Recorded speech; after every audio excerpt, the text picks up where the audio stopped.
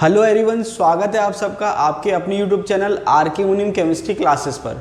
देखिए, हमने crystal system पढ़ लिया था और यूनिट सेल पढ़ लिए थे और फिर मैंने आपको बताया था कि एक बात होती है unit cell, simple unit cell है, फेस सेंटर यूनिट सेल है, बॉडी सेंटर्ड यूनिट सेल है, तो वो एक अलग बात है।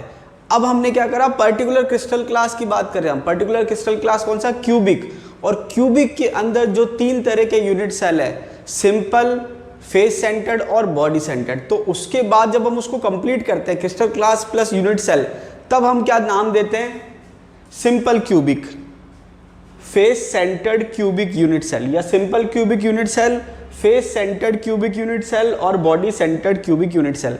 तो एक मैं कह रहा हूं फेस सेंटर, तो फेस सेंटर जो यूनिट सेल है वो यूनिट सेल का टाइप है और वो बाकी किसी भी क्रिस्टल क्लास में हो सकता है। लेकिन अगर मैं कह रहा हूं FCC, इसका मतलब face centred cubic unit cell, मतलब क्यूबिक का फेस सेंटर्ड, तो आई थिंक आपको डिफरेंस समझ में आ गया होगा।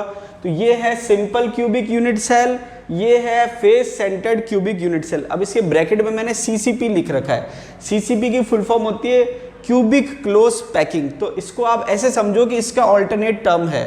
तो ये अगर आपके कहीं लिखा हुआ है CCP, इसका मतलब वो FCC की बात कर रहा है। ठीक है, बात समझ में आ रही है? तो ये आपके पैकिंग भी दे रखा है, मैं आपको बताऊंगा बाद में। तो ये आपके हो गया simple cubic, face centred cubic और बॉडी सेंटर्ड क्यूबिक। अब देखिए यहाँ पर इसकी एनालिसिस की अगर हम बात करें तो यहाँ पर ये बेसिक्स आपके जो पॉइंट है इन तीनों के बारे में ये आपको पता होना चाहिए और बहुत इंपॉर्टेंट है, इस पर क्वेश्चन बनते हैं। अब देखिए एक एक करके लेते हैं। सबसे पहले दे रखा है सिंपल क्यूबिक यूनिट सेल, तो सबसे पहला रिलेशन दे रखा है A में और R में। अब A क्या है और R क्या है? अगर आपको ध्यान हो तो मैंने आपको बताया था कि A जो होती है वो एज लेंथ होती है। क्या होती है? Edge length. तो कहने का मतलब ये है कि जो एज होती है, कल मैंने आपको बताई थी कि एक क्यूब में 12 एज होती है, तो यहाँ पर एज जो है उसकी जो लंबाई है उसको हम A कह रहे हैं। अब देखिए कोई सी भी सिस्टम हो, कोई सा भी यूनिट सेल हो, उसकी एज लेंथ हम A से ही रिप्रेजेंट कर रहे हैं। ठीक है, क्यूब है तो तीनों एज लेंथ सेम है, इसलिए A से रिप्रेजेंट कर रहे हैं। अब इसका R से क्या रिलेशन है? R का मतलब है रेडियस ऑफ एटम।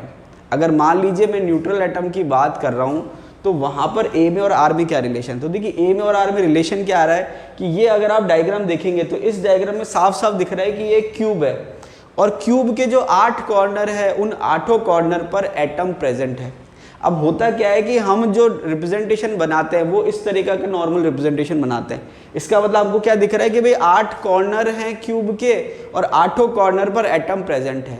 लेकिन जब हम एक्चुअल उसकी 3 डायमेंशनल स्ट्रक्चर देखेंगे तो अगर मैं एक एज की बात करूं तो जैसे मान लीजिए मैंने ये एक एज बनाई, ठीक है, ये एक कॉर्नर हो गया और ये एक कॉर्नर हो गया, तो वहां पर एटम जो है वो किस फॉर्म में है कि ये एटम जो है ये आधा इधर है और आधा इधर है।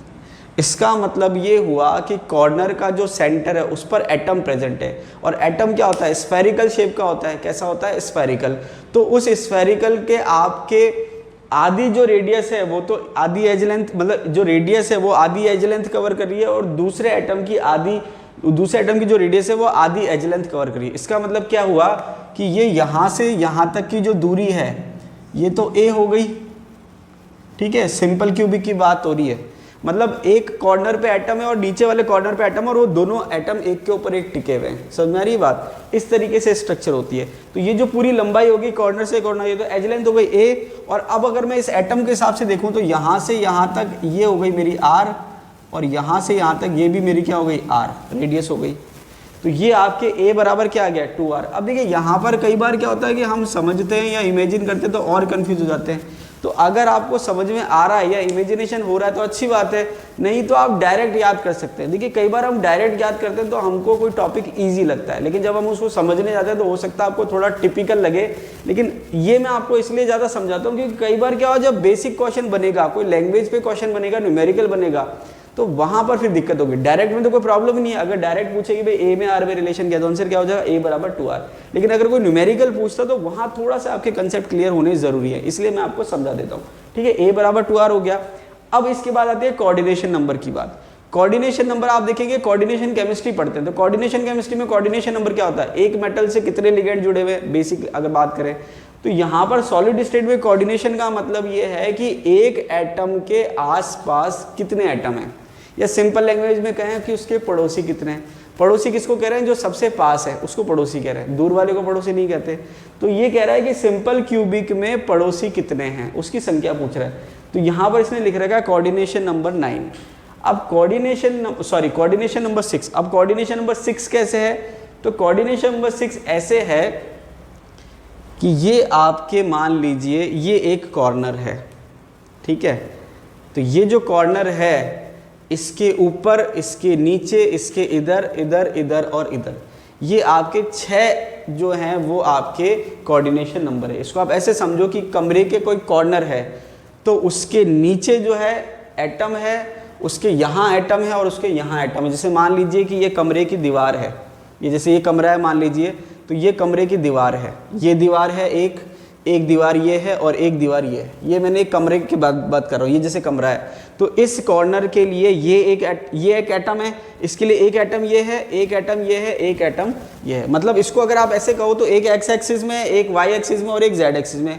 अब इसके जस्ट अपोजिट भी एटम होंगे, मतलब इधर एटम है तो इसके पीछे भी एटम होगा, इधर एटम है तो इसके पीछे भी एटम होगा और इधर एटम है तो इसके पीछे भी एटम होगा।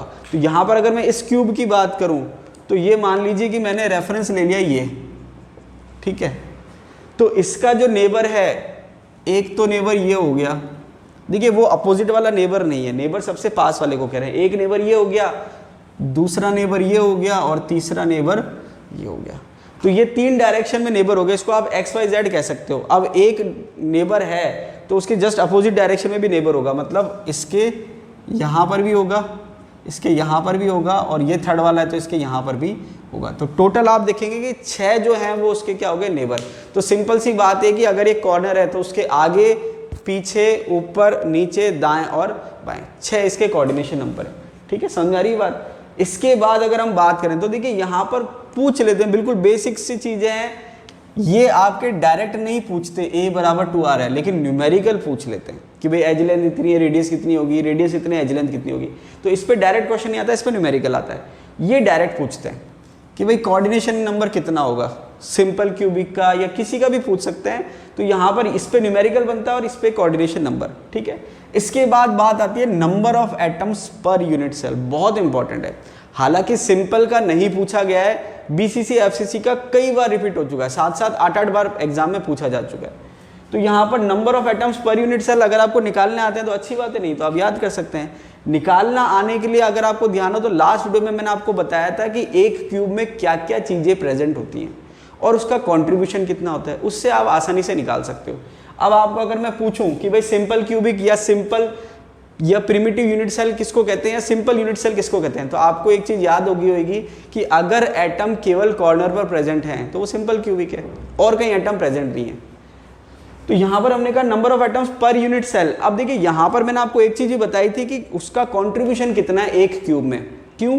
क्योंकि अब मैं ये कह रहा हूँ कि भाई ये एटम जो है वो प्रेजेंट है तो वो इस क्यूब में तो है ही है, बाकी के क्यूब में भी प्रेजेंट है। समझ में आ रही बात? तो यहाँ पर कल मैंने आपको समझा दिया था, बार बार हम इतना डिटेल में नहीं जाएंगे कि कौन सी चीज़ कितने में कॉमन है, उसका कॉन्ट्रीब्यूशन क्या है। अगर आपको समझ में नहीं आया तो आप पुराना वीडियो वापस से देख लीजिए, ठीक है। अब यहाँ पर अगर मुझे एक चीज़ पता है कि भाई एटम कहाँ पर है, कॉर्नर पर, कॉर्नर कितने 8, तो ये निकालने का बेस्ट तरीका है। तो यहाँ पर क्या है, number of atoms per unit cell निकालने का तरीका क्या है कि सबसे पहले आप देखो एटम कहाँ कहाँ प्रेजेंट है। कहाँ प्रेजेंट है? कॉर्नर पर। कितने कॉर्नर होते हैं क्यूब में? 8। समझ में आई बात? तो जहां पर एटम प्रेजेंट है, जितने प्रेजेंट है वो मैंने लिख दिया। उसके बाद उस कॉर्नर वाले एटम का एक क्यूब में कंट्रीब्यूशन कितना होता है? 1/8। इसको आप सॉल्व करोगे तो 8 से 8 कैंसिल हो जाएगा, कितना आ गया? 1। तो यहाँ पर number of atoms per unit cell simple cubic में कितने होते हैं? 1। हालांकि ये पूछा नहीं गया है लेकिन पूछा जा सकता है। तो ये आपके कितनी चीज हो गई? a बराबर 2r, ये न्यूमेरिकल में काम आ सकता है। कोऑर्डिनेशन नंबर डायरेक्ट पूछा जा सकता है और number of atom per unit cell direct पूछा जा सकता है। तो ये अगर आपको सॉल्व नहीं भी करना आता हो तो आप याद कर सकते हैं कि भाई 1 होता है। अब इसके बाद सेकंड बात आती है पैकिंग फ्रैक्शन की। तो देखिए पैकिंग फ्रैक्शन अभी हम थोड़ी देर में देखेंगे कि पैकिंग फ्रैक्शन का फॉर्मूला क्या होता है और कैसे सॉल्व करते हैं। अगर आप देखिए डेरिवेशन कोई नहीं पूछ रहा पैकिंग फ्रैक्शन पे, ना आपसे कोई जल्दी से न्यूमेरिकल पूछेगा, वो केवल आपसे पैकिंग फ्रैक्शन की वैल्यू पूछेगा कि भाई सिंपल क्यूबिक के लिए पैकिंग फ्रैक्शन की वैल्यू क्या होगी।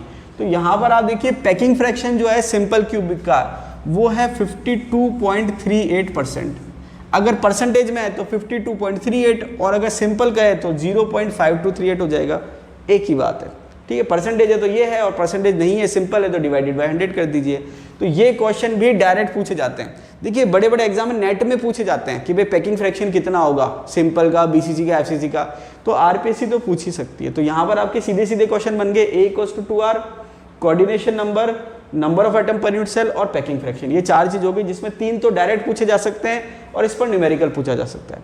इसके बाद सेकंड आता है FCC, face centred cubic unit cell, जिसका ऑल्टरनेट टर्म है सीसीपी। क्योंकि जैसे मान लीजिए वो क्वेश्चन पूछता है कि एफसीसी का पैकिंग फ्रैक्शन होगा, तो वो तो आपने याद कर लिया। अब वो कहेगा कि सीसीपी का पैकिंग फ्रैक्शन बताओ, तो आप सोचोगे सीसीपी क्या है, तो सीसीपी का फुल फॉर्म है क्यूबिक क्लोज पैकिंग, तो ये इसकी ऑल्टरनेट टर्म ही है। जब हम यूनिट सेल के रेफरेंस में कहते हैं तो हम कहते हैं एफसीसी, और जब हम पैकिंग के फॉर्म में कहते हैं कि भाई पैकिंग कौन सी है, तो हम पैकिंग के लिए हम टर्म कहाँ में लेते हैं, सीजीपी, क्यूबिक क्लोज पैकिंग। ठीक है, दोनों में यही डिफरेंस है। अब यहाँ पर इसके लिए बात करें अगर, तो इसका रिलेशन क्या है, √2a = 4r। अब देखिए इसमें डिफरेंस क्या आया कि यहाँ पर हमने क्या देखा कि ये जो एटम थे ये डायरेक्ट कांटेक्ट में थे। तो अगर मान लीजिए मैं एक फेज की बात करूँ पूरी, तो ये फेज में बना देता हूँ ऐसे ऐसे, मतलब अगर मैं एक फेज की बात करूँ तो एक फेज पे आप देखोगे कि ये आपके जो है, इसको थोड़ा छोटा कर देते हैं, इससे और अच्छा हो जाएगा, ये आपके ऐसे है। ठीक है, ये सिंपल की बात हो रही है। तो सिंपल में क्या था कि एक कॉर्नर जो है, एक कॉर्नर पे एटम है और दूसरे कॉर्नर पे एटम है, फिर इस कॉर्नर पे एटम है और इस कॉर्नर पे एटम है। तो यहाँ पर क्या है कि एक कॉर्नर से दूसरे कॉर्नर वाला एटम जो है डायरेक्ट कांटेक्ट में है, मतलब उसका पड़ोसी, ये नेबर है। तो वहाँ पर A बराबर क्या है, रिलेशन 2R। अब फेस सेंटर में क्या हो रहा है, फेस सेंटर में ये हो रहा है कि यहाँ पर 4 कॉर्नर पे तो थे ही, ये एक फेज है मान लीजिए। अब मैं क्या कर रहा हूँ, एक एटम यहाँ पर फिट कर रहा हूँ, क्या कर रहा हूँ, एक एटम यहाँ पर फिट कर रहा हूँ। तो जब मैं यहाँ पर एटम फिट करूँगा तो देखिए क्या होगा।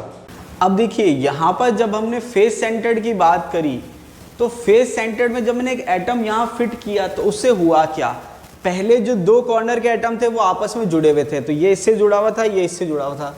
लेकिन जैसे आपने एक एटम यहाँ फिट किया तो ये एटम दूर दूर हो गए।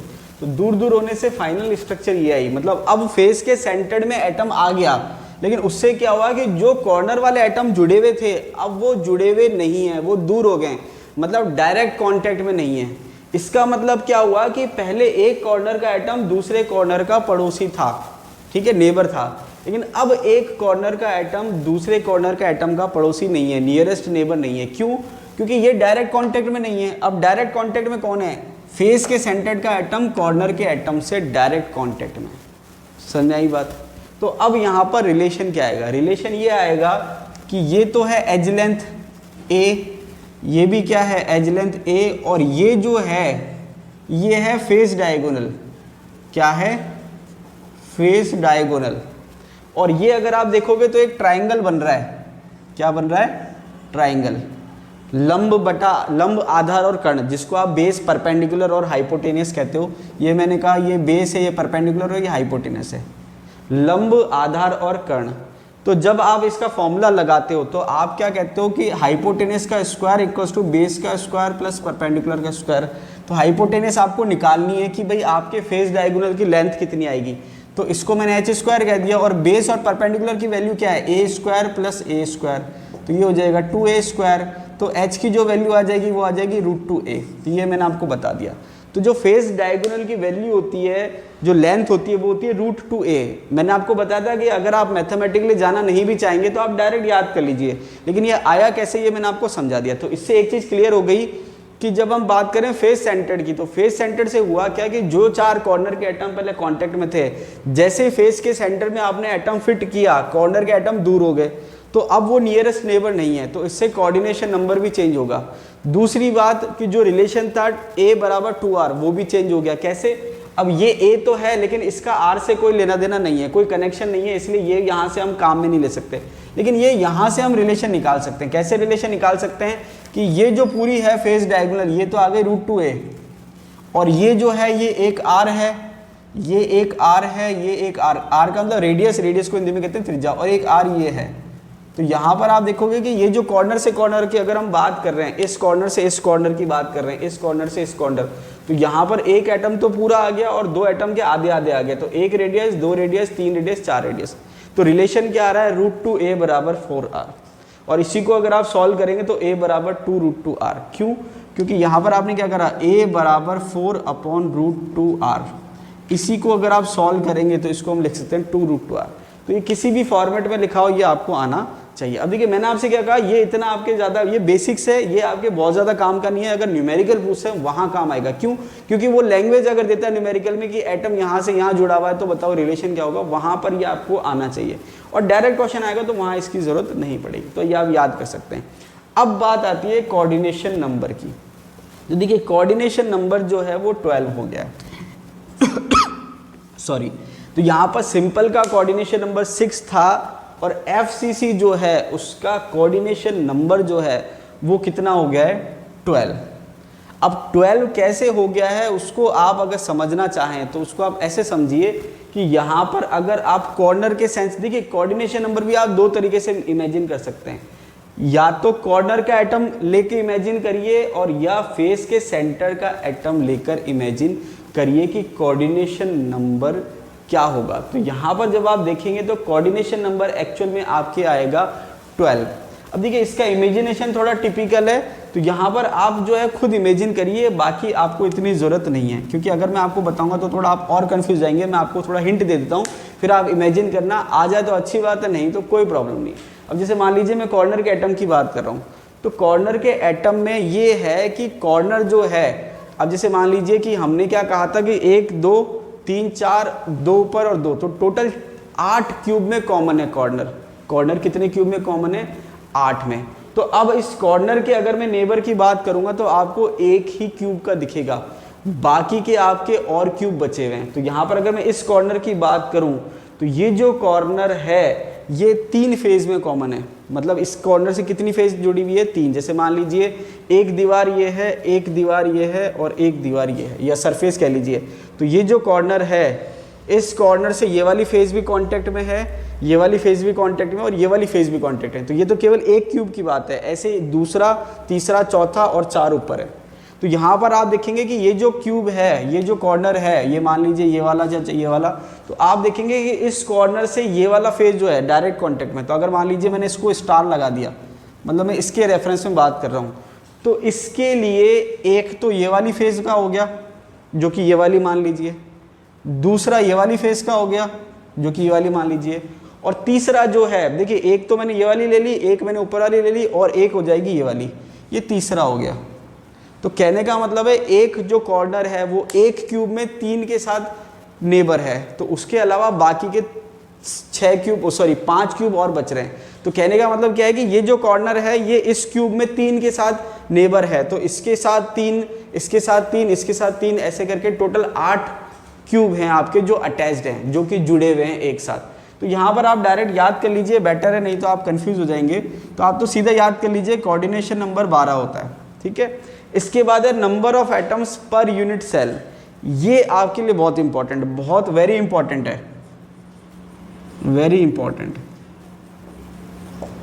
बहुत बार रिपीट हुआ है।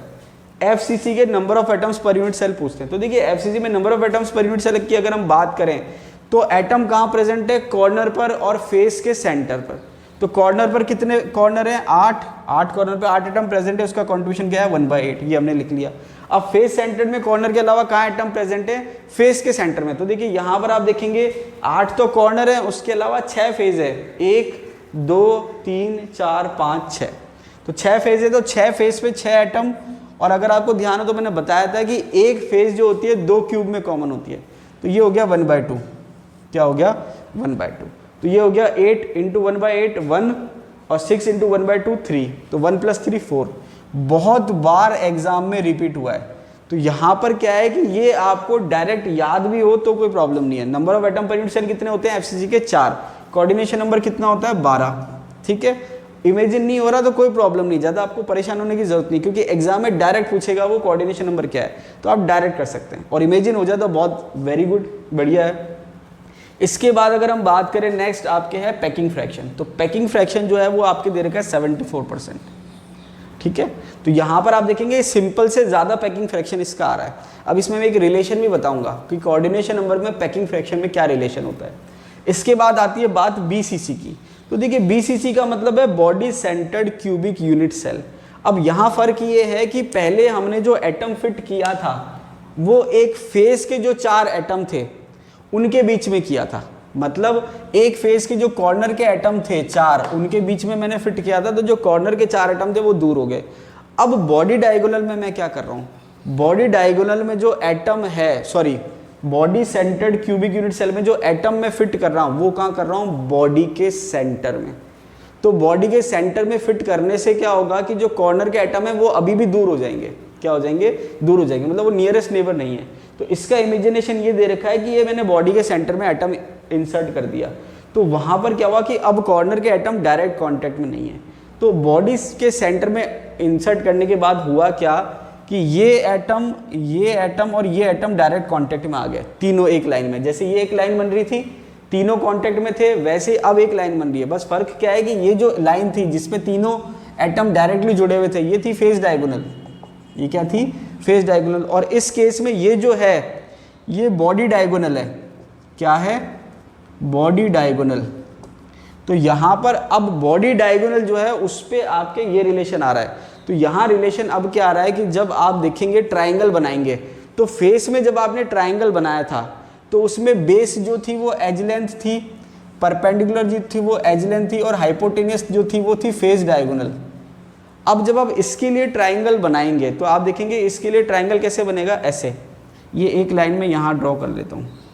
तो अब जो ट्राइंगल एक्चुअल में बन रहा है वो ऐसा है, ठीक है। इसका जो ट्राइंगल आप बनाएंगे वो ऐसा है, ठीक है। तो यहाँ पर क्या है कि जब आप इसको देखेंगे, इसको मैं थोड़ा सा और ऐसे बना देता हूँ ताकि आपको कन्फ्यूज़न ना हो, कोई ऐसे बना देता हूँ। अब यहाँ पर क्या है कि जब मैं इस ट्राइंगल की बात कर रहा हूँ, जैसे मान लीजिए मैंने जो ट्राइंगल बनाया, तो इसमें एक तो साइड ये है जो कि एज है ए, एक ये है जो है बॉडी डायगोनल, और एक साइड ये है जो है फेस डायगोनल, ठीक है। ट्राइंगल जो है वो ऐसे बन रहा है। तो आप चाहो तो ऐसे बनाओ, आप चाहो तो इसको ऐसे बना लो, कैसे ही बना लो जैसे आपको अच्छा लगे, बात एक ही है, ऐसे बनाओ चाहे ऐसे बनाओ। तो ये मैंने कहा ए है, ये क्या है, ये है फेस डायगोनल जिसको मैंने कहा √2a है, और ये है बॉडी डायगोनल।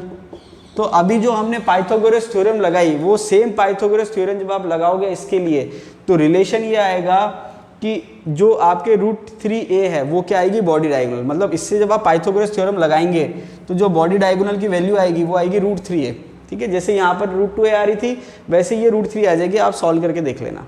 तो यहाँ पर रिलेशन क्या आ गया, a = √3, सॉरी बॉडी डायगोनल क्या आ गया, √3, बॉडी डायगोनल की वैल्यू क्या आ गई, √3।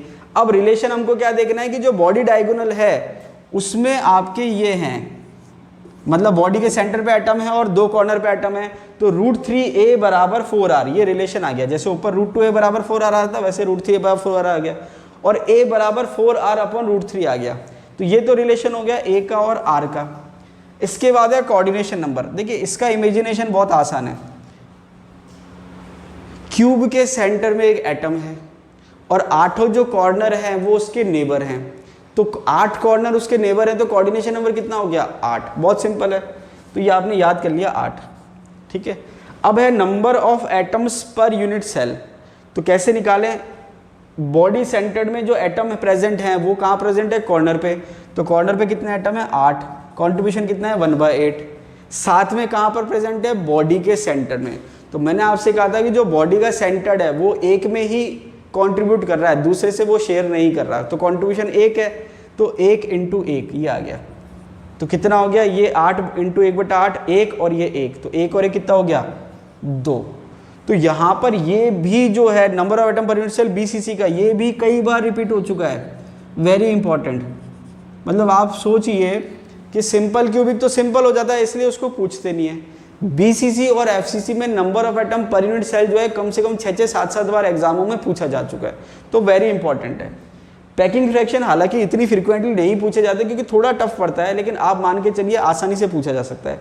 अब पैकिंग फ्रैक्शन की जो इसकी वैल्यू आ रही है वो आ रही है 68, अब अगर आप एक चीज़ नोटिस करोगे तो वो नोटिस आप क्या करोगे कि यहाँ पर अगर मैं इन तीनों को कंपेयर करूँ, सिंपल को, बीसीसी को और एफसीसी को, तो देखिए उसमें एक रिलेशन आ रहा है, तो आपको याद करने में आसानी होगी। जैसे मान लीजिए रिलेशन की अगर मैं बात करूँ तो मैंने कहा सिंपल, उसके बाद मैं कह देता हूँ बीसीसी और उसके बाद मैं कह देता हूँ एफसीसी। तो जब आप इन तीनों को कंपेयर करोगे तो देखिए रिलेशन क्या देगी।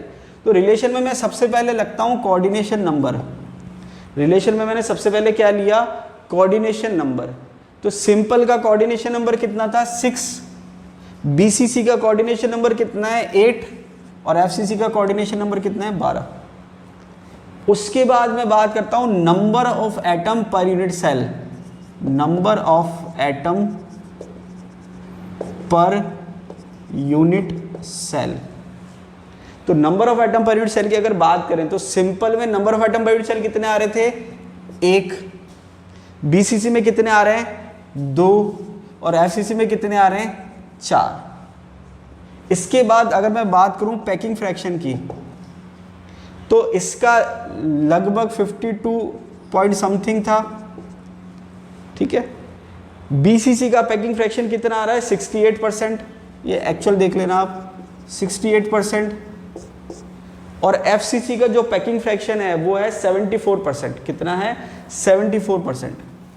तो देखिए जब आप याद करेंगे तो आपको कोई बहुत ज़्यादा दिक्कत नहीं आएगी। क्यों? क्योंकि ये चीज़ें आपस में इंटर रिलेटेड है। इंटर रिलेटेड कैसे है, इसको आप ऐसे समझिए कि अगर एक एटम है और उसके पास खूब सारे एटम आ जाए तो उससे कोऑर्डिनेशन नंबर बढ़ेगा। क्या बढ़ेगा, कोऑर्डिनेशन नंबर। और वहाँ पर क्योंकि एक ही क्यूब में ज़्यादा एटम आ रहे हैं तो number of atom per unit cell भी बढ़ेंगे। इसके बाद पैकिंग फ्रैक्शन। अब देखिए पैकिंग फ्रैक्शन का मतलब ये होता है कि जो क्यूब है उसका वॉल्यूम तो फिक्स है। क्यूब के जो वॉल्यूम होता है, क्यूब का जो वॉल्यूम होता है, वॉल्यूम ऑफ क्यूब, इसका फॉर्मूला फिक्स है ए क्यूब। क्यूब के वॉल्यूम का फॉर्मूला क्या फिक्स है, ए क्यूब। तो ये तो हो गया पूरे क्यूब का वॉल्यूम। अब उस क्यूब के वॉल्यूम के अंदर एटम कितना वॉल्यूम ऑक्यूपाई कर रहा है, समझ आ रही बात, वापस से रिपीट कर रहा हूं। क्यूब का वॉल्यूम, पूरे क्यूब का वॉल्यूम वो तो फिक्स है ए क्यूब। अब उस क्यूब के वॉल्यूम के अंदर एटम का वॉल्यूम कितना है और खाली स्पेस का वॉल्यूम कितना है। क्योंकि देखिए यहां पर स्पेस बचती है, जैसे अगर आप डायग्राम देखेंगे तो ये आपको स्पेस दिख रही है खाली, तो ये जो खाली स्पेस है इसका भी कुछ वॉल्यूम होगा और जो एटम ऑक्यूपाई कर रहे हैं स्पेस उसका भी कुछ वॉल्यूम होगा। तो वहां पर क्या है कि जो टोटल वॉल्यूम है उसमें से कितने परसेंटेज वॉल्यूम जो है एटम ने ऑक्यूपाई करा, उसी को ही पैकिंग फ्रैक्शन कहते हैं। समझ में आई बात। तो यहाँ पर अगर अच्छे से एटम पैक करोगे तो ज़्यादा वॉल्यूम ऑक्यूपाई होगा, तो ज़्यादा पैकिंग फ्रैक्शन होगा। तो यहाँ पर आपने क्या देखा कि सिंपल में ढंग से पैकिंग नहीं हुई है, कोऑर्डिनेशन नंबर भी कम है, number of atom per unit cell भी कम है, तो पैकिंग फ्रैक्शन भी कम आ रहा है। उसके बाद बीसीसी में थोड़ी ठीक हुई है। बीसीसी में आपके कोऑर्डिनेशन नंबर 8 है, मतलब थोड़ी बड़ी, तो number of atom per unit cell भी क्या हो गया, बढ़ गए, और पैकिंग फ्रैक्शन भी क्या हो गया, बढ़ गया। उसके बाद एफसीसी की बात करें तो कोऑर्डिनेशन नंबर और बढ़ गया, 12 हो गया, number of atom per unit cell और ज़्यादा आ गए, 4, और पैकिंग फ्रैक्शन कितना आ गया, 78%। तो कहने का मतलब ये कि अगर आप ढंग से पैकिंग करोगे तो number of atom per unit cell भी ज़्यादा आएंगे, कोऑर्डिनेशन नंबर भी ज़्यादा आएगा, और पैकिंग फ्रैक्शन भी ज़्यादा आएगा। तो यहाँ पर आप ध्यान रखना कि ये कई बार पूछा जा चुका है। कोऑर्डिनेशन नंबर भी पूछ सकते हैं, ये वाला पूछ लेते हैं कोऑर्डिनेशन, जिसमें आपको पता था NaCl में कई बार आता है, हालांकि वो एक अलग केस हो गया। 6 जो है NaCl तो FCC का केस होता है, वो उसको अलग रख दीजिए, इसको मिक्स मत करना, छोड़ देना उसको। सिंपल का कोऑर्डिनेशन नंबर 6 है, BCC का 8 है और FCC का 12 है। तो कोऑर्डिनेशन नंबर इतने नहीं पूछे गए, ये कई बार पूछे गए। और दूसरी बात ये कि पैकिंग फ्रैक्शन भी कई बार पूछे जा चुके हैं, और पैकिंग फ्रैक्शन का क्वेश्चन भी क्या सिंपल बनेगा, कैसे, सिंपल क्यूबिक का पैकिंग फ्रैक्शन बताइए, उसके बाद BCC का पैकिंग फ्रैक्शन बताइए, उसके बाद FCC का पैकिंग फ्रैक्शन बताइए। तो यहाँ पर ये बहुत सिंपल से क्वेश्चन बनते हैं, और उसके अलावा न्यूमेरिकल भी बनते हैं। तो जब आप देखेंगे ये न्यूमेरिकल पूछे गए तो उसमें ये जो रिलेशन है A और R का, सिंपल के लिए, BCC के लिए और FCC के लिए, वो आपके काम आएगा। जैसे FCC का रिलेशन क्या है, √2a = 4r, तो वहाँ न्यूमेरिकल पूछे जाते हैं। और न्यूमेरिकल कोई बहुत टिपिकल नहीं, सिंपल सा होगा, या तो A दे के R पूछेगा या R दे के A पूछेगा। तो अगर रिलेशन याद है तो आप कर लोगे, और रिलेशन याद नहीं है तो फिर आप नहीं कर पाओगे। दूसरी बात, कई बार वो डायरेक्ट लिख के देता है कि भाई BCC है FCC है, कई बार वो ऐसे लिख के नहीं देगा। कई बार वो लैंग्वेज क्या देगा कि एटम जो है वो कॉर्नर पर प्रेजेंट है और उसके अलावा कहाँ पर प्रेजेंट है, फेस के सेंटर पे। तो आपको खुद को समझ जाना है कि वो एफसीसी की बात कर रहा है। तो ये जो थी बात थी क्यूबिक सिस्टम की, क्यूबिक सिस्टम के जो तीनों यूनिट सेल है उसकी डिटेल हमने पढ़ ली है, तो ये आपके लिए बहुत इंपॉर्टेंट है, आपको आना चाहिए। अब देखिए नेक्स्ट टॉपिक दे रखा है डेंसिटी, जिसको हिंदी में हम कहते हैं घनत्व। और सिंपल अगर आपसे कोई पूछे डेंसिटी का फॉर्मूला क्या होता है तो आप कहते हैं मास अपॉन वॉल्यूम। लेकिन अगर हम सॉलिड स्टेट की बात करें तो वहाँ पर डेंसिटी का क्या फॉर्मूला होगा। देखिए यहाँ पर सबसे अगर टफ पार्ट की बात करें, अगर कोई न्यूमेरिकल आता है डेंसिटी पे तो वो काफ़ी टफ पड़ता है, क्योंकि कैलकुलेशन में भी काफ़ी लेंदी हो जाता है। तो यहाँ पर आपको बहुत ध्यान से पढ़ना है, और बहुत ज़्यादा न्यूमेरिकल नॉर्मली नहीं पूछते, लेकिन अगर पूछ ले तो आपको ध्यान रखना है। अब देखिए डेंसिटी में क्या दे रखा है, डेंसिटी ऑफ यूनिट सेल, ठीक है, ये आपके दे रखा है डेंसिटी ऑफ यूनिट सेल। अब यहाँ पर हम डेंसिटी की, किसकी डेंसिटी की बात कर रहे हैं, यूनिट सेल की, इकाई कोष्ठिका की, ठीक है। क्या दे रखा है, अब देखिए सिंपल सा फॉर्मूला है मास अपॉन वॉल्यूम, वो अगर आपको याद है तो यहाँ पर भी वही लगाना है, मास अपॉन वॉल्यूम। अब लेकिन मास किसका, mass of unit cell, volume किसका, वॉल्यूम ऑफ यूनिट सेल, ठीक है। अब हमको ये पता लगाना है कि यूनिट सेल का मास क्या होगा और यूनिट सेल का वॉल्यूम क्या होगा। तो पहले बात करते हैं मास की। तो मास ऑफ यूनिट सेल कि भाई एक यूनिट सेल का मास क्या होगा, तो उसका फॉर्मूला क्या दे रखा है, number of atoms per unit cell, एक इकाई सेल में एटम की संख्या कितनी है, into mass of each atom. तो इसने क्या कहा कि भाई यूनिट सेल का मास कैसे निकाले, पहले ये पता लगाओ कि यूनिट सेल में एटम कितने हैं पर यूनिट सेल में, और उस एटम का मास क्या है उसको मल्टीप्लाई कर दो, सिंपल सा है। तो यहाँ पर क्या हुआ, number of atoms per unit cell into mass of each atom. तो देखिए number of atoms per unit cell अभी हमने निकाल लिए हैं, सिंपल के लिए 1 होता है, बीसीसी के लिए 2 होता है, एफसीसी के लिए 4 होता है। अब बात है मास ऑफ ईच एटम, एक एटम का मास क्या होगा। तो देखिए अगर आपसे कोई पूछे एक एटम का मास क्या होगा, जैसे मान लीजिए अगर आपसे कोई पूछे एक कार्बन एटम का मास क्या होगा, तो आप क्या कहेंगे 12। लेकिन ध्यान ये रखना है कि जब आप कहते हो एक कार्बन एटम का मास 12 है, तो वो 12 एटॉमिक मास यूनिट है, ग्राम नहीं है। तो यहाँ पर ये कह रहा है मास ऑफ ईच एटम, तो ईच एटम का मास आपके फॉर्मूला क्या दे रखा है, atomic mass divided by Avogadro number. तो ये जो है मास ऑफ ईच एटम ये ग्राम में आएगा, किस में आएगा, ग्राम में।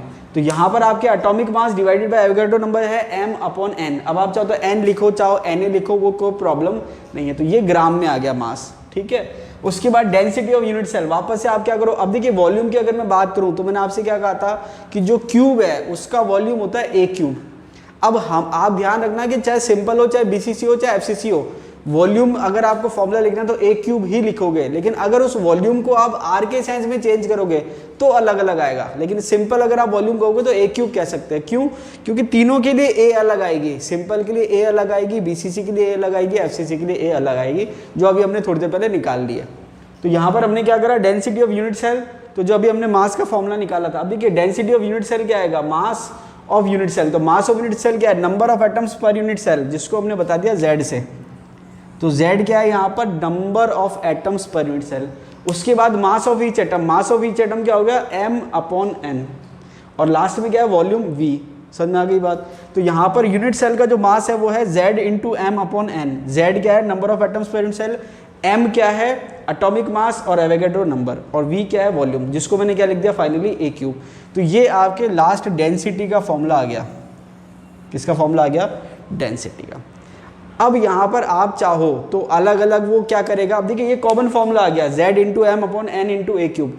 अब यहाँ पर आप थोड़ा बहुत वेरिएशन कैसे कर सकते हो कि अगर सिंपल क्यूबिक दे रखा है तो Z की वैल्यू 1 हो जाएगी, BCC दे रखा है तो Z की वैल्यू 2 हो जाएगी, और FCC दे रखा है तो Z की वैल्यू 4 हो जाएगी। उसी के साथ साथ आपके अगर डायरेक्ट A दे रखा है तो कोई हेडेक ही नहीं है, लेकिन अगर R दे रखा है तो आपको A और R का रिलेशन पता होना चाहिए, ठीक है। ये क्लियर हो जाएगा। देखिए बहुत आपके नॉर्मली क्या है, फॉर्मूला आपने याद कर लिया, लेकिन जब न्यूमेरिकल आता है तो थोड़ा टफ लगता है, लेकिन अगर आप प्रैक्टिस करोगे तो बहुत ज़्यादा टफ नहीं है। थोड़ा सा कैलकुलेशन में टाइम कंज्यूम होता है, लेकिन बहुत ज़्यादा टफ नहीं है, ठीक है। अब इसके बाद दे रखा है पैकिंग फ्रैक्शन और डेंसिटी ऑफ पैकिंग। तो अभी जैसे मैंने आपको कहा था कि पैकिंग फ्रैक्शन का मतलब क्या होता है, volume occupied by atoms in unit cell divided by total volume of unit cell. तो मैंने अभी आपसे कहा था कि पैकिंग फ्रैक्शन का मतलब क्या है कि आपके टोटल जो वॉल्यूम है यूनिट सेल का, उसमें एटम्स का वॉल्यूम कितना है। तो volume occupied by unit cell, occupy का मतलब कितना वॉल्यूम घेर रखा है, एटम्स ने कितना आयतन घेर रखा है पूरे यूनिट सेल का, तो जो एटम ने घेर रखा उसका वॉल्यूम ऊपर और बाकी वॉल्यूम नीचे। इसको आप ऐसे समझो कि जैसे मान लीजिए पैकिंग करनी है, तो एक हमने क्या करा, बैग लिया, उसमें हमको कपड़े रखने हैं, तो एक तो हम कपड़े जमा के रखेंगे तो उसमें ज़्यादा कपड़े आते हैं, और एक मान लीजिए मेरी तरह से कपड़े लिए और ऐसे ठूस दिए तो उसमें कम कपड़े आएंगे। तो उसमें होता क्या है कि जब अच्छे से जमा रहे हैं तो उसमें पैकिंग ज़्यादा है, तो उसका पैकिंग फ्रैक्शन ज़्यादा आएगा, क्योंकि बैग का वॉल्यूम तो उतना ही है। अगर आपने ज़्यादा कपड़े डाल दिए मतलब कपड़े का वॉल्यूम बढ़ गया, तो पैकिंग फ्रैक्शन बढ़ गया। और अगर आपने ऐसे कैसे ठूस दिया, मतलब ढंग से पैकिंग नहीं करी, तो उसका पैकिंग फ्रैक्शन क्या हो जाएगा, कम हो जाएगा। क्यों? क्योंकि बैग उतना ही है लेकिन कम सामान आएगा। तो कम सामान आ रहा है और बैग उतना ही है, मतलब पैकिंग फ्रैक्शन कम है, और ज़्यादा सामान आ रहा है, बैग उतना ही है, मतलब पैकिंग फ्रैक्शन ज़्यादा है। ठीक है, तो ये आपके पैकिंग फ्रैक्शन का फॉर्मूला है। अब तीनों केस के लिए पैकिंग फ्रैक्शन का फॉर्मूला लगवाएगा। अब देखिए डेंसिटी के लिए तो हमने तीनों के लिए नहीं करा, आप चाहो तो कर सकते हो। Z की वैल्यू रखो, A की वैल्यू रखो, तो डेंसिटी के लिए भी आप तीनों के लिए फॉर्मूला निकाल लो, सिंपल, BCC, FCC खुद निकाल लो सेल्फ। तो ये आपका होमवर्क है कि भाई आपको क्या करना है, फॉर्मूले निकालना है, सिंपल के लिए, BCC के लिए, FCC के लिए। और फॉर्मूले निकालने के बाद आप मुझे क्या है कमेंट करिए, कमेंट करके बताइए कि सर फॉर्मूला ही आ रहा है, सिंपल का ही आ रहा है, BCC का ही आ रहा है, FCC का ही आ रहा है। या फिर आप क्या कर सकते हो, कॉपी लो, पेपर लो, उस पर सॉल्व करो, फॉर्मूला लिखो और उसकी फोटो खींच के मुझे व्हाट्सएप कर दो कि सर सिंपल का फॉर्मूला ही आया, डेंसिटी का, BCC का ही आया और FCC का आया। देखिए जब तक आप खुद एफर्ट नहीं लगाएंगे आपको मज़ा नहीं आएगा या रिजल्ट नहीं मिलेगा। अगर केवल मैं ही समझाया जा रहा हूँ, मैं ही मेहनत कर रहा हूँ, तो उससे रिजल्ट नहीं आएगा। कुछ कुछ पोर्शन में ऐसा हो सकता है कि आपको इमेजिनेशन में प्रॉब्लम आए, छोड़ दीजिए, डायरेक्ट याद कर लीजिए। जैसे मान लीजिए कोऑर्डिनेशन नंबर FCC का 12 याद कर लिया मैंने, अब कोई पूछ तो रहा नहीं कि 12 कैसे होगा, कोई दिक्कत नहीं, जब फ्री टाइम होगा, तसल्ली से होगा, तब हम इमेजिन करेंगे बाद में। ठीक है, तो ये हमने फॉर्मूला ले लिया। अब हम बात करते हैं पैकिंग फ्रैक्शन की फॉर सिंपल क्यूबिक। तो पैकिंग फ्रैक्शन का फॉर्मूला क्या है, volume occupied by atoms in unit cell. तो इसका सबसे सिंपल तरीका क्या है, Z into 4/3 pi r cube. इसका मतलब क्या हुआ, जैसे अभी आपने कहा था ना कि भाई यूनिट सेल में मास क्या होगा, तो आपने क्या कहा था, number of atom per unit cell into mass of each atom. वही चीज यहां लागू होगी, number of atom per unit cell और वॉल्यूम ऑफ ईच एटम।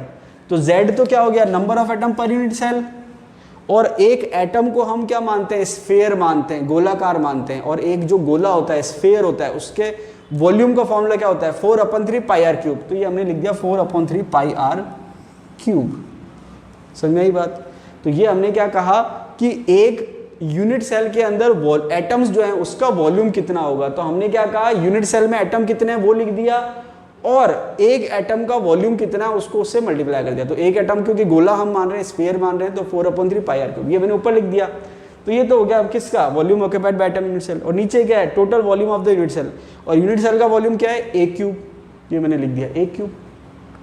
अब यहाँ पर क्या है, ये तो कॉमन फॉर्मूला हो गया, ये फॉर्मूला जो है ये कॉमन हो गया, मतलब स्टार्टिंग में आप यही फॉर्मूला लिखोगे सबके लिए। अब इसको आप चेंज करोगे, जैसे मैंने कहा ये कॉमन फॉर्मूला हो गया, इसके बाद आप कैटेगरी के हिसाब से डिवाइड करोगे। तो यहाँ पर हम सॉल्व कर लेते हैं। तो मैंने क्या कहा, सिंपल की अगर मैं बात करूँ तो सिंपल के लिए number of atom per unit cell कितना होता है, 1। तो ये Z की वैल्यू 1 आ गई, 4/3 पाई आर क्यूब ऐसा का ऐसा। अब मैंने आपसे क्या कहा था कि A और R में रिलेशन जो हमने निकाले हैं उसकी जरूरत पड़ेगी हमको बाद में। तो यहाँ पर अब सिंपल क्यूबिक के लिए हमने A और R में रिलेशन क्या निकाला था, A बराबर 2R। सिंपल रिलेशन क्या निकाला था, A बराबर 2R। तो वही मैंने क्या करा, A में रख दिया 2R की वैल्यू। अब अगर आपको रिलेशन याद नहीं है A और R में तो फिर आप आगे सॉल्व नहीं कर पाओगे। समझ में आ रही बात? तो A की जगह मैंने 2R रख दिया। अब 2R A का क्यूब था तो 2R का क्यूब हो गया। अब इसको मैंने क्या करा, 4/3 पाई आर क्यूब ऐसे कैसे रख दिया और 2R का क्यूब कर दिया। तो 2R का जब आप क्यूब करोगे तो ये हो गया 8R क्यूब। इसको मैंने सॉल्व करा, 4 2 जा 8, तो 2 यहाँ आ गया, तो ये बचा क्या, R क्यूब से R क्यूब कट गया, π/6 बच गया। अब देखिए मान लीजिए मेरा जैसा एग्जामिनर हो तो उसको अगर पूछना हो कि पैकिंग फ्रैक्शन क्या होगा सिंपल का, तो मैं ना तो परसेंटेज में दूंगा कि भाई 52.38% है, ना मैं सिंपल दूंगा 0.52 है। मैं पता है कैसे दूंगा ऑप्शन, π/6।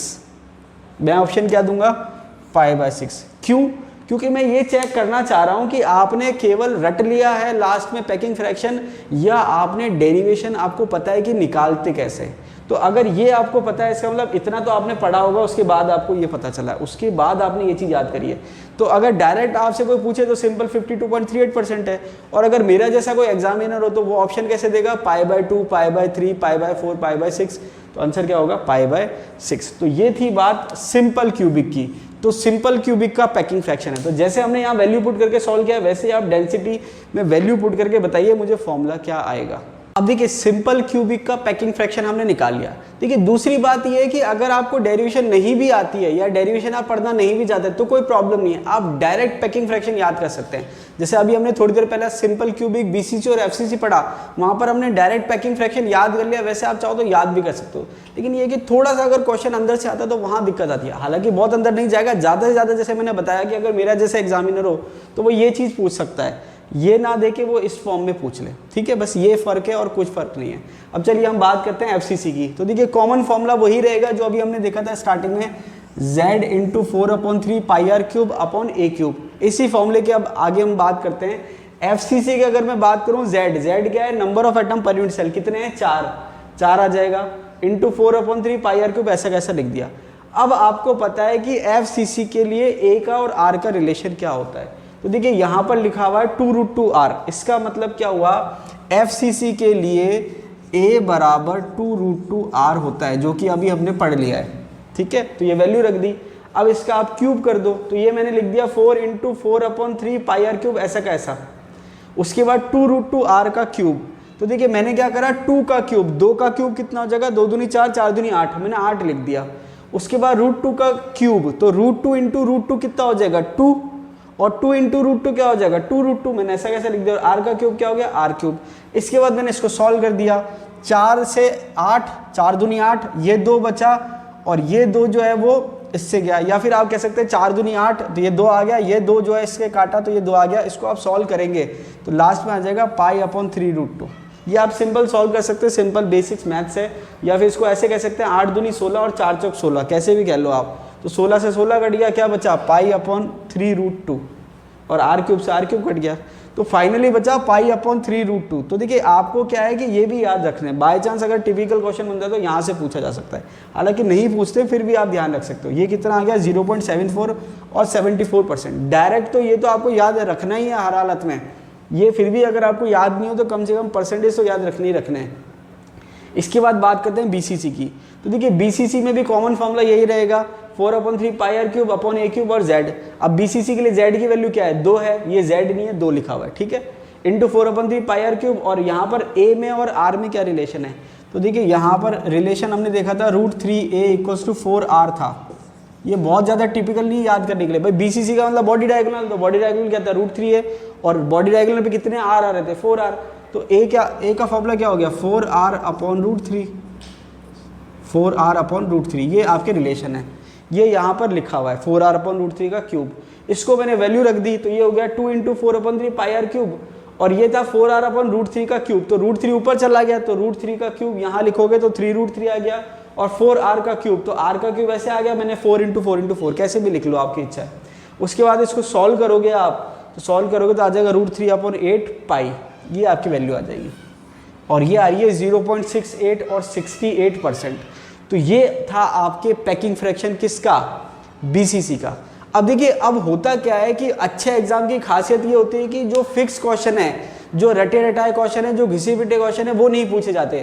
पूछे तो वही जाते हैं, कंसेप्ट वही होता है, लेकिन तरीका अलग होता है। जैसे मान लीजिए मैं क्वेश्चन पेपर बना रहा हूँ, अगर मुझे पूछना है कि बीसीसी का पैकिंग फ्रैक्शन क्या होगा, तो अब मैं ऐसे नहीं पूछूंगा कि बीसीसी का पैकिंग फ्रैक्शन क्या होगा, क्योंकि जैसे मैंने पूछा बीसीसी का पैकिंग फ्रैक्शन क्या होगा, आप फट से आंसर दे दोगे सर 68%।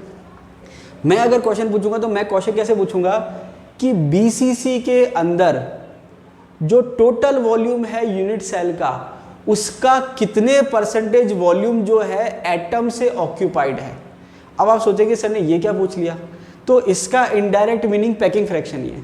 कहने का मतलब क्या है कि उसने कंसेप्ट पूछ लिया, पैकिंग फ्रैक्शन की डेफिनेशन क्या होती है, दो चीज एक साथ पूछ ली। एक तो बीसीसी का पैकिंग फ्रैक्शन पूछ लिया, और उसको ये पता करना है कि आपको पैकिंग फ्रैक्शन का मतलब पता है नहीं पता है। तो मैंने क्या पूछा कि बीसीसी के अंदर टोटल यूनिट सेल का जो वॉल्यूम है, उसमें से कितने वॉल्यूम जो है, कितने परसेंटेज वॉल्यूम जो है एटम ने ऑक्यूपाई कर रखा है। तो आंसर क्या आ जाएगा 68%। तो कहने का मतलब ये है कि आपके कंसेप्ट क्लियर होने चाहिए, ताकि अगर कैसा भी घुमा फिरा के क्वेश्चन आए तो प्रॉब्लम नहीं होनी चाहिए। क्योंकि थोड़ा सा भी अच्छा क्वेश्चन पेपर अगर बन जाता है तो वहाँ पर आपको दिक्कत हो जाएगी।